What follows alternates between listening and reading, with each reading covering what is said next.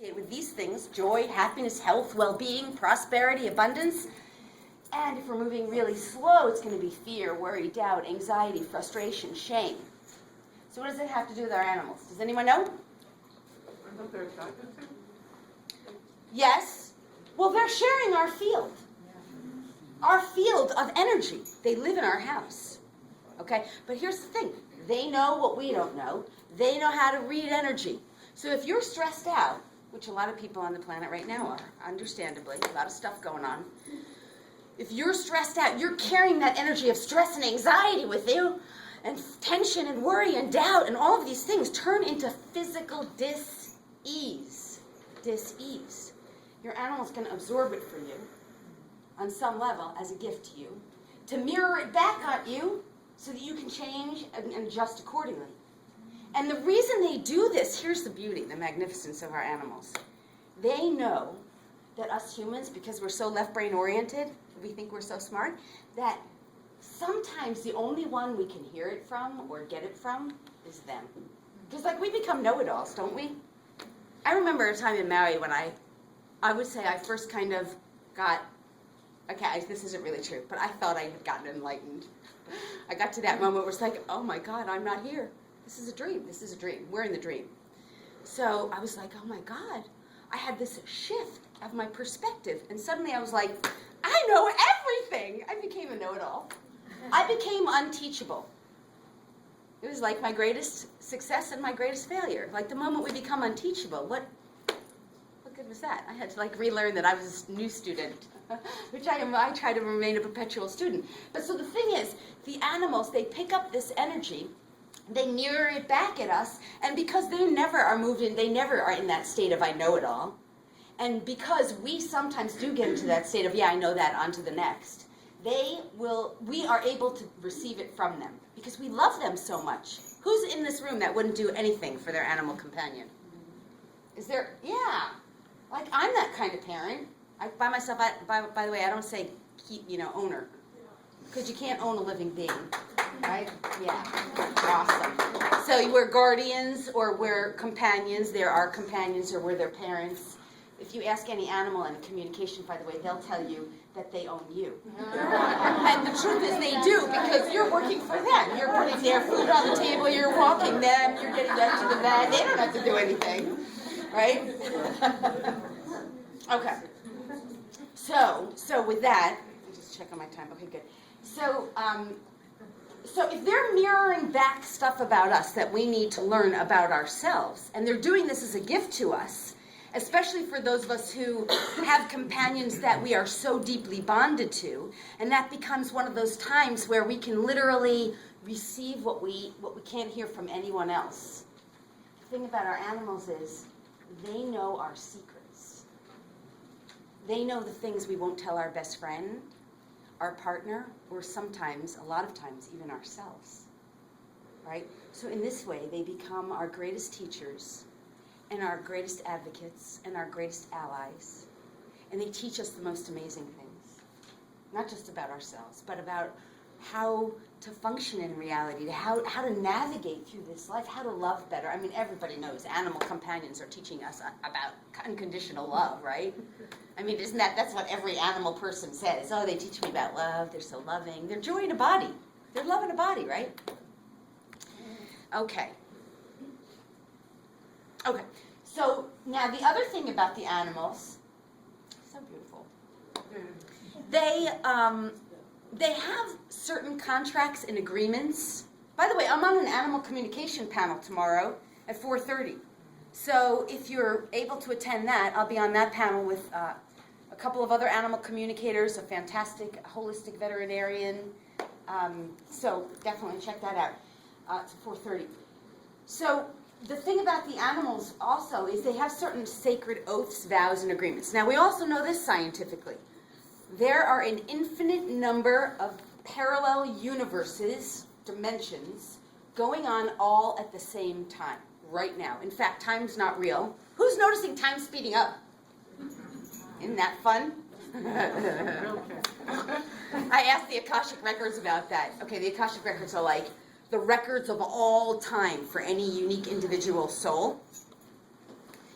So I asked the Akashic Records, what's the story? You're taking away my prized time. You're taking away time from me. I don't have enough time anymore. And they said, we're giving you eternity. That's amazing, right?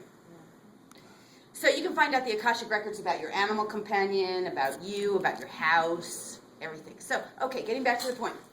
We have an infinite number of parallel universes going on at the same time. And you, as a soul, as your animal companions as well, exist in those. This is what past lives are. They're not really past lives, they're happening right now, because all time happens in this moment.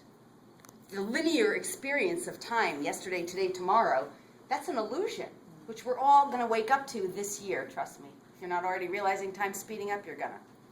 So just go with the flow on that one. So the thing is, if you want to know about how you're bonded with your animal, chances are you're connected with your animal in another dimension, a parallel reality, past life. Yeah, it's a trip, right? Yeah. So here's the most magnificent thing. Animals come to us in usually one of three ways. Usually they overlap, but it depends. If they're wild animals, they won't overlap. But all the animals, one of three ways. Who knows what they are? Anybody? Okay, well, companions. They just come here, they have a good time. They're animal companions, or they're animals in the wild. They come here, they have an experience. They're on their soul's journey just like all of us are, right? Then another way is they come as teachers. Teachers come to the really smart ones. They also come to the ones who really want to make a lot of progress in their evolutionary path in their lifetime. Those are the teacher animals. Then we have animals that come to us who are healers, and they heal us. They heal our emotional pain, our traumas, our dramas, our sorrows, our physical pain. And they do this by choice, you know. Now, a lot of times, obviously, the companions can overlap in those areas. So the question is, which one is your animal companion? Who knows they have a teacher animal? Yeah, you definitely do. I know you do. You do too. So I have a most amazing teacher animal story, and I want to share that with you. When I think I was somewhere around the age of 30. This is about 15 years ago. 16 years ago. I rescued a dog, I named her Kenya, from South Central LA, the animal rescue organization in South Central LA, or the Pound. And I went there with the intention, remember, intention, really important in this world. I could spend a whole hour on intention. I went there with the intention of saving an animal's life. That was my thing. I wanted to save animals. I wanted to rescue animals. Turns out, actually, Kenya rescued me, right? Because I was the one who needed rescuing, right? So I rescued her, and I brought her to the vet within 2 days, and, you know, as they tell you to, and this dog, the vet says this dog has parvo. Bring her back. Bring her back? Bring her back? I don't get it. What? I don't get it. Well, you know, get a new one. What? This is the dog. You know, this is the dog I committed to. This is the dog I rescued. Well, it's going to cost, you know, in those days they really didn't know how to help parvo. Do you guys know what parvo is? Yeah. It's like AIDS in dogs, kind of. It's a blood virus, so an immunity virus. And it basically can kill them. So anyway, you know, a lot of money and a lot of time and energy later, she lived with me as my teacher dog for 13 years. And she taught me everything that I know about animal communication, really, most of it. And she used to ask me, can you do this? Kenya, her name was Kenya. I never knew that was... So here's the funny thing. Sometimes that's one way that psychics can learn, because psychics, we start to learn about how the dots are connected, how things are connected. And everything has a vibration. Names have a vibration. Energy has we know about this, right? Do you guys know about the vibration and energy in kinesiology? Hold out your arm, just right there. Say your name really. Say your name and hold your arm as strong as you can. Jamie. My name is Jamie. My name is Jamie. Yeah. Now say my name is Harry. My name is Harry. Because the truth is going to make you stronger and a lie is going to make you weaker, right? So that's all vibration. So the animals are teaching us that stuff. So anyway, this is Kenya, my teacher dog. So when she left her body, we were in Maui, her time with me was done. She had completed her contract with me up until that point, and I held her in my arms. This is more what we'll talk about tomorrow on the panel, animals in the afterlife and how they help us. but I watched her. She walked me through it in her crossing, and I watched the light leave her body. I saw it. And my other dog in the room, Kiko, who's with me at the booth, she got up on all fours. I call her my psychic dog. Got up on all fours and watched the light leave Kenya's body. So this is why I know. For me, it's not even, does it work? Is it real? No, it's real. It's real. This is real stuff. So the body might die, but the being never does. So we can connect with our animals in the afterlife too. So, and they teach us about death and how to embrace that. And oh, you're so beautiful there. No, it's beautiful. There's nothing more beautiful than a person in their real honesty, authenticity. That's so beautiful.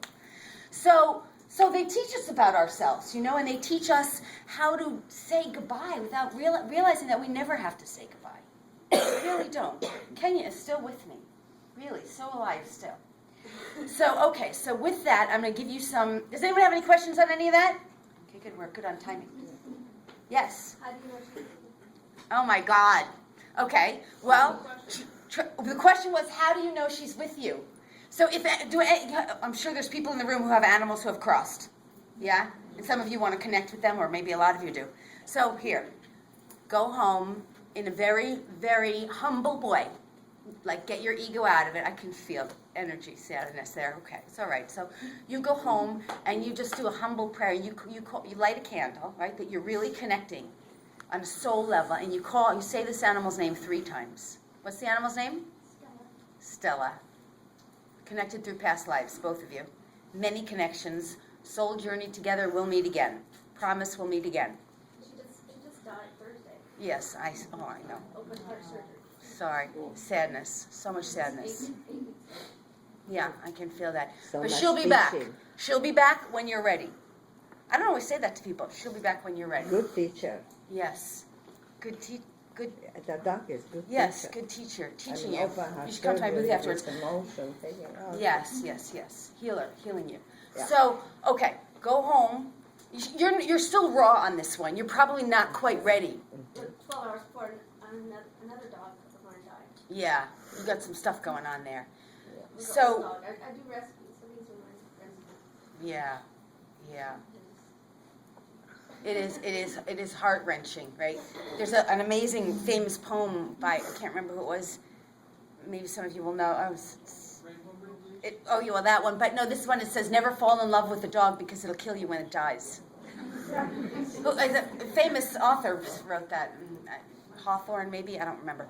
But anyway, never fall in love with a dog because it'll kill you when it dies. But, okay, so when you're ready, because you're still raw, and it's harder to connect with them when you're so raw because that energy gets in the way. But when you're ready, you say the animal's name 3 times, really humbly, and just say, please, show me a sign that you're with me.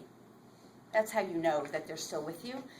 Because then you can ask for a sign that was relevant. For example, on the day that Kenya died, there was a flower that we had, a lily, a purple lily in the living room, and purple, that was our color. And that week I was walking down the street, and there was just these purple lilies coming out, purple flowers everywhere. So you can ask for a sign. Does that help? Okay. All right. Any other questions? Yeah. Is there a way to tell when an animal is in transition, they're passing, to tell if they're in pain or not? Yes. How would you do that? So in that case, you would want to work with a very experienced animal communicator who's really good at feeling the energy that the body of that animal is feeling. Because in that case, the animal communicator is tapping into that energy and literally allowing her body be a conduit, a translator to feel what that animal's feeling. So this is some of the stuff I go into when I'm doing the training, because I train other people to be animal communicators. I have an learn animal communication course coming up in the beginning of March. One's by teleseminar and one's in person. But it becomes making your body really neutral, knowing the difference. You're using things called body scans, knowing the difference between what's going on in your body and feeling someone else's body. And that is clairsentience. So there's 5 clairs. Clairsentience, that's feeling. Clairaudience, hearing. Claircognizance, that's knowing. Clairvoyance, that's what you were talking about, seeing. What's the next one I'm missing? Audience. Audience, sentience, voyance, cognizance, Kinesthetic. sentience. Did I say that one? Feeling. Okay, well, maybe it's just 4 and I'm numbers wise. But anyway, those are the main ones. And if there's another one, it'll come back into my head. So anyway, this is what I teach people, but that's how you do that. Does that answer your question? Yeah. Yeah, maybe, or yeah, you're not sure. Well, there's some other issues of trying, Yeah, another right. thing along that line, do you need to be there with a cat when they die to make sure the spirit's okay, gone, Yeah. crossed over, or not? Okay, so the crossing over process. So, because I'm not going to, that's a whole big conversation, but we can definitely go into that. At the time of death, or a cat? Sorry? Do you need to be there at the time? I work with energy too. You don't need to be there. I mean, these animals know how to cross. And just like us, we all have angels, helpers, healers, guides, guardians around us. You have angels in your field. And by the way, I'll get to you in a second. By the way, the scientific community will call it electromagnetic particles of light with innate intelligence. All right, well, I call them angels. I mean, they help me. When I ask them for help, they help me.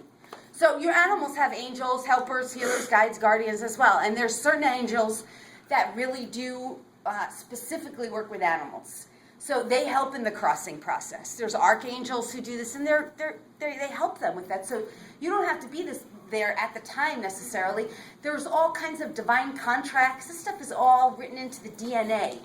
That's what the DNA is. It's the wisdom of that being, of what's meant to happen for them in their life and throughout their lifetimes, their whole ancestry. So, no, you don't have to be there.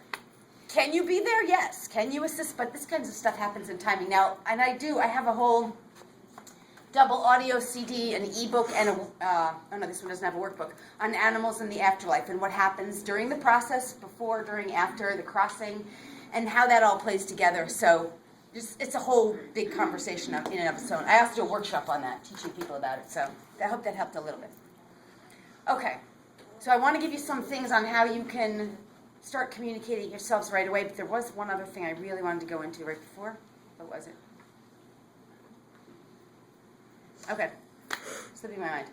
All right, so somebody bring up a behavior. Oh, by the way, I would like to say that when I do my work with animals, I don't just address the animal issue. In terms of the work I do, it's totally holistic.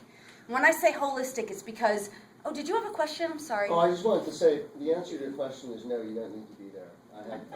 When I put my cat to sleep, my friend was in Washington, D.C., and we both felt the soul release at the same time. Yeah, beautiful, because it travels through all dimensions, and she time, described space. that. Neither of us have felt anything like that before. She described it back to me. It was exactly what I felt in the room with the bat. Yeah, beautiful. Yeah, for sure. Thanks. Okay, so when I work with people and their dogs or cats or pigs or rabbits or horses or whatever it is, I'm working with from a holistic approach.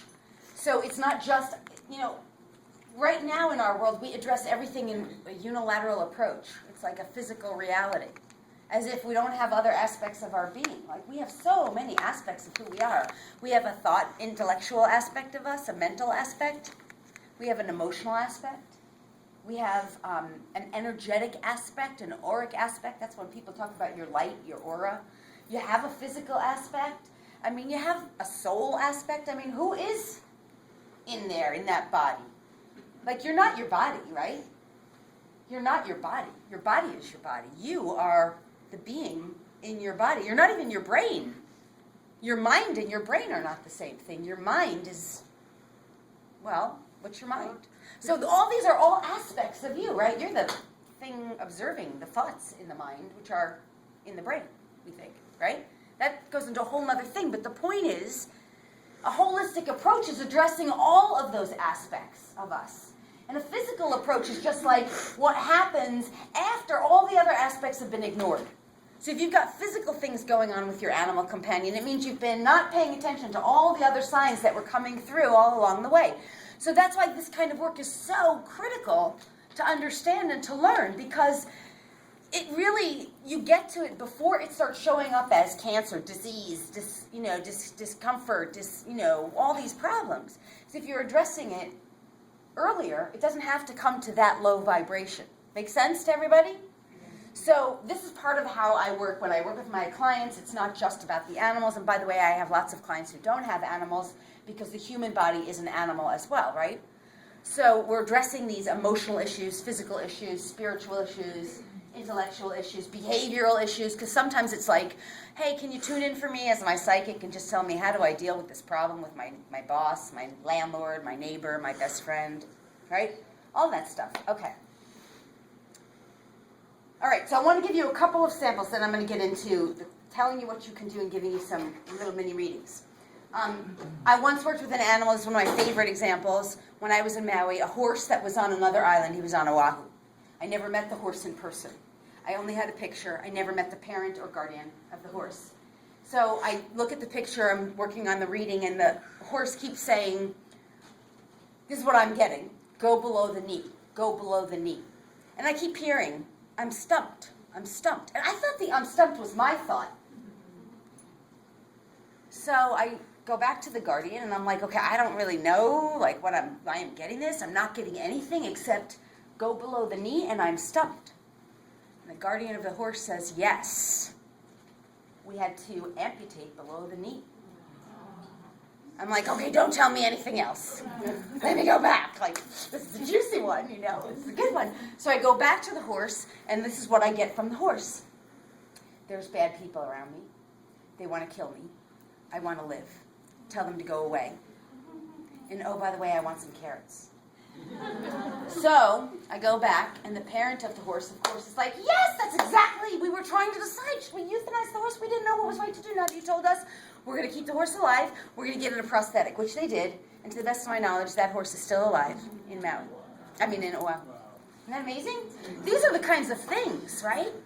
And I've worked with animals. I had a recent client, this is a good one. I had a client who had 2 dogs for 2 years in diapers. Could not, worked with every behavioral trainer. And by the way, I do behavioral training. I teach other people how to do spiritual behavioral training. I have it's called Spiritual Behavioral Training Master's Program.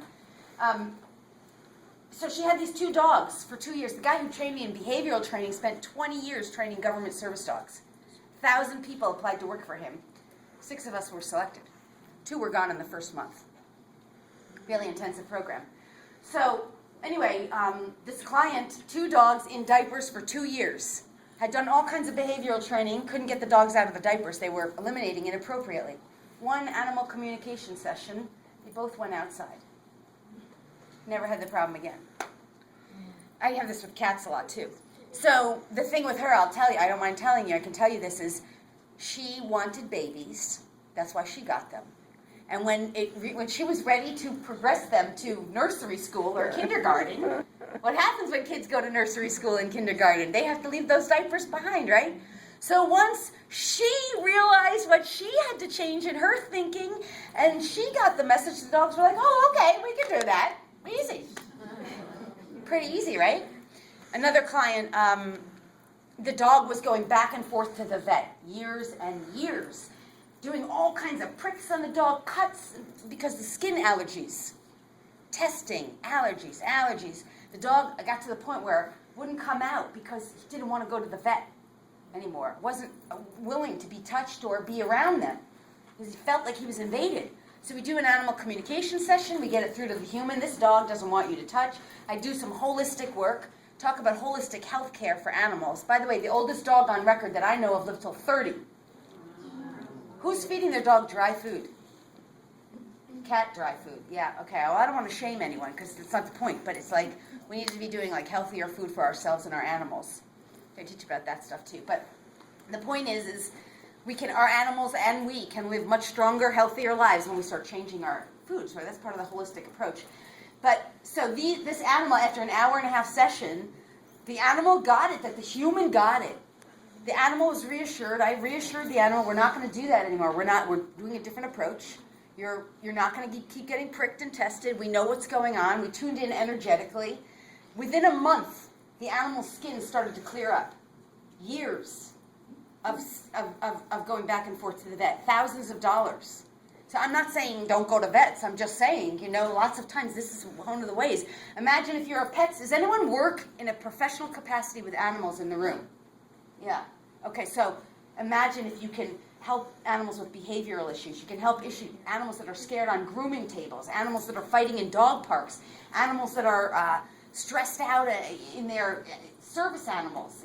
Imagine you being able to communicate with them and just get them on board because you're like, hey, this is what we're doing. So here's how you can start communicating with animals even tonight, even with your animal companions. One of the best ways. You just start talking to them. But I mean, not talking to them like, why do you have to do that? Or why'd you do that? Or get over there, or sit. I mean, what's your dog doing when he's not sitting, right? The other 24 hours of the day, 23 hours and 57 minutes, or whatever. You know what I mean? It's like, what good is command work? Because if you're just commanding your dog, sit, stay down, come heel. It's like, what's he doing the rest of the day? Okay, so start talking to your dog. So it'll look like this. You'll talk to them in a way similar to the way the president might address his staff. Because your animals, cat, dog, rabbit, doesn't matter, bird, they understand, remember, energy and vibration. So if the energy of your words is bird, name of bird, Jerry, whatever, when you pluck at your feathers like that, it really stresses me out. Because I don't know what to do to help you. And I really love you so much, I want you to be healthy. So could you please stop doing that? And I promise I will pay more attention to whatever it is you're wanting me to understand and know. And then we can live in a less stressful environment. Now, your animals understand, not only do they understand the vibration and the energy of your words, they understand something that humans don't seem to get. See, we don't seem to get that when you dump chemicals on the planet from airplanes, it poisons our food system. We don't seem to understand cause and effect. We don't seem to understand that when you scream at your neighbor, that stress in your environment, that anger, radiates back at you. It's a universal law of radiation. I have a CD on the universal laws. That's karma, right? Oh, I wanted to say, that was the other thing I wanted to say, the karma laws. Okay, see if I can remember that. So, we don't seem to understand cause and effect. We don't understand the universal laws. What you send out comes back to you. You steal from someone else, you're going to get stolen from. Right? So the animals understand cause and effect.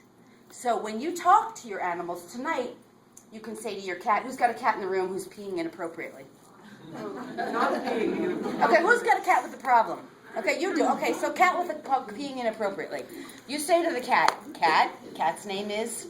Aurora. Aurora. She's a prima donna. You say... She's not even my cat, I'm just taking care of her. Okay, well, she wants to be paid attention to. She's pissed off. Okay. You say, Aurora, when you're peeing on the bed like that or whatever, it's really creating a very unpleasant environment for us. I would really prefer, when you create an unpleasant environment for us, that creates stress in the household. We all get stressed and unhappy. It would be much nicer if you could pee appropriately in the litter box. And then you can bring in a little visual in your mind of that litter box. You just project it at her. And then we'll all be happier. And I promise I will do better to pay attention to whatever it is you want me to know. That becomes a whole other thing, but you do. Then you have to start living up to your agreement.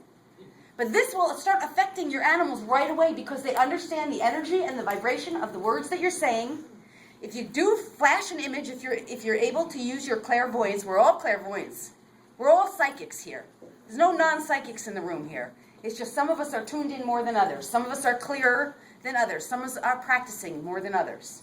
So, anyway, you can flash an image to your animal of what you want, if you can do that, and then you pay attention to that animal. Because, trust me, when an animal's eliminating inappropriately in the house, especially with the cats, and they know better, it's because they want your attention.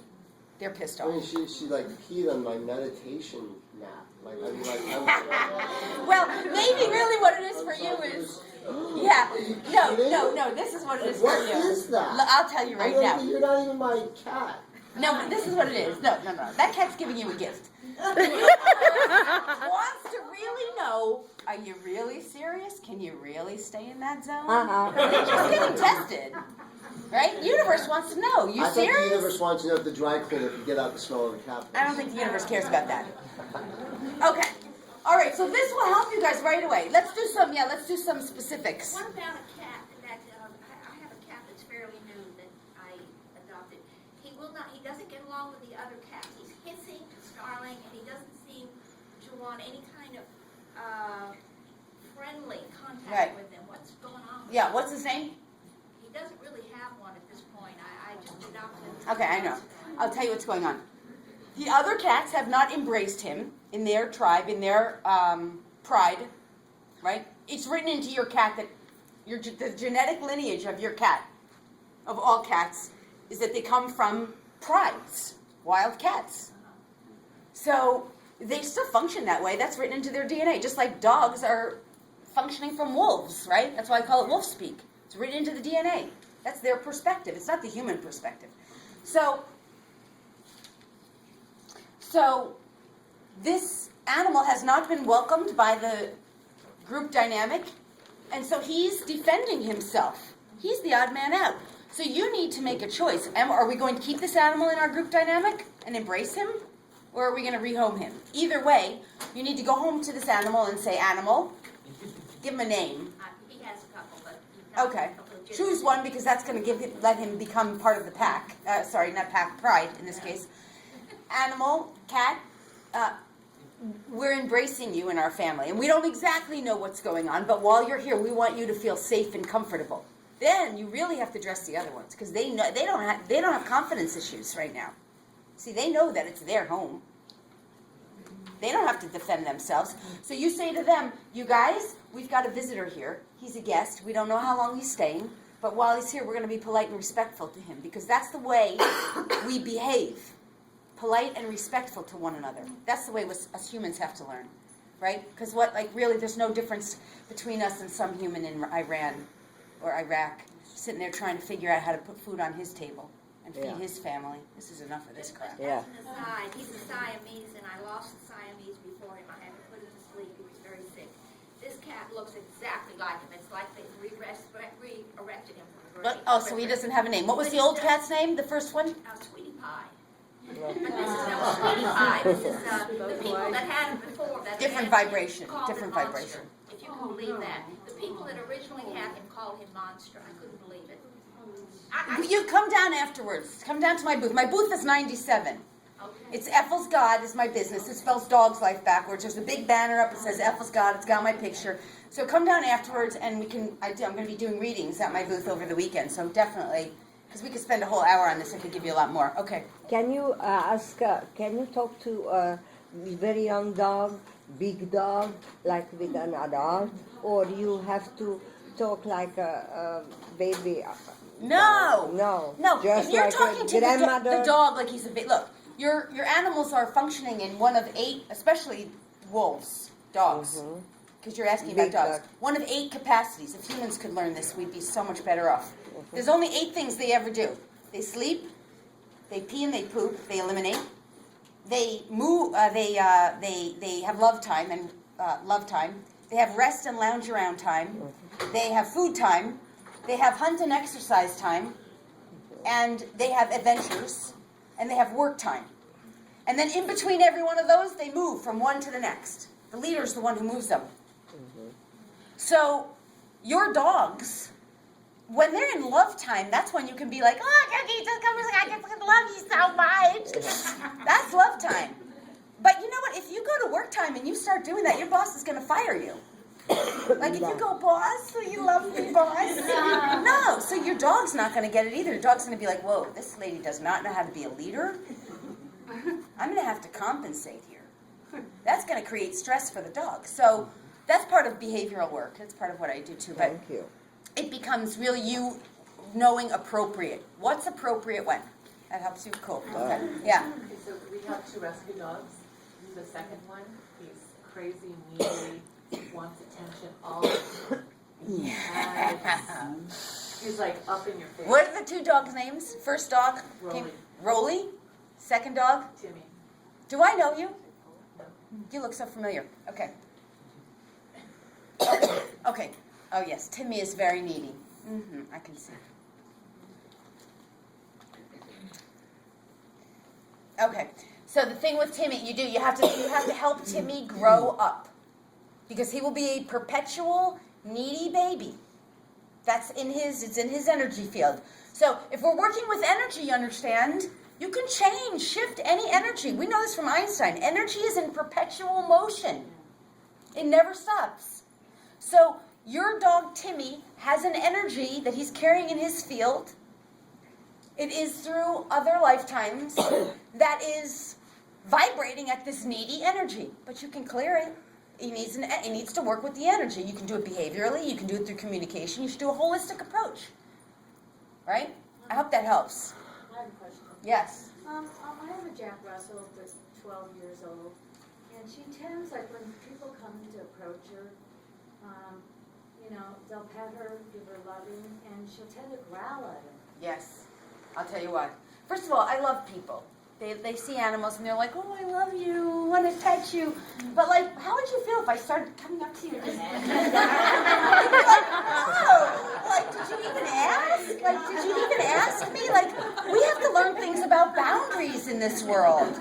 Like, we think in the United States that it's okay for us to just bomb another country because we want their oil or whatever. Yeah. Like, those are boundaries. She also turns her back on me at night, like she's mad because we've introduced a rescue dog. Yes. So like at night now. She's not turning her back. What she's doing is teaching you about honoring and respecting boundaries. What's your name? Lynn, What's your birthday, Lynn? February 1st. Okay. Oh, yes. Okay, there we go. So, this is part of your life lesson. I hope that's okay to say. Yeah, to ask. that's fine. So, the dog is teaching you about honoring and respecting boundaries, honoring other people's boundaries, honoring your own, and the dog feels as though the dog's boundaries have been invaded. You didn't ask the dog's permission. She was your first dog. Yes. Yes, when you adopt a second dog, you don't necessarily have to ask the dog's permission, but you do need to say, hey, we're going to have another dog in the family. Just like if you had a baby, That's what and then you were having a second baby, you wouldn't just not tell the first baby you're going to have a little brother or sister, right? Nice, yeah. So this is like part of recognition that that animal has a right to, your Jack Russell sees herself, her name, It's Nikki, yes. Nikki, as a member of the family who was not